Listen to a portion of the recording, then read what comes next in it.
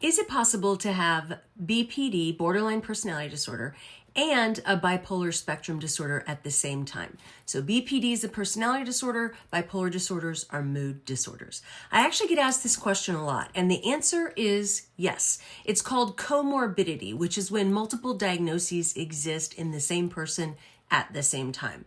For about 10 to 20% of people, it's not an either or, it's a both and. Think of it like this. Bipolar or cyclothymia is like the internal weather. So it creates these long seasons of high or low energy. BPD is like the terrain and the driver. So when you have both, they feed into each other in a vicious cycle. A classic BPD trigger like a fight with a partner or a perceived rejection doesn't just ruin your afternoon.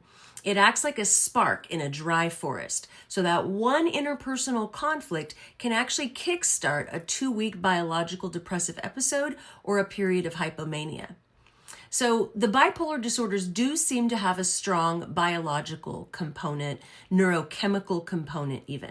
But it's also possible for a reaction to a trigger to coincide with a manic or depressive episode. So the two can exist at the same time. This is why it's actually so hard to diagnose, because both involve impulsivity, intense emotions, and relationship strain because of those things.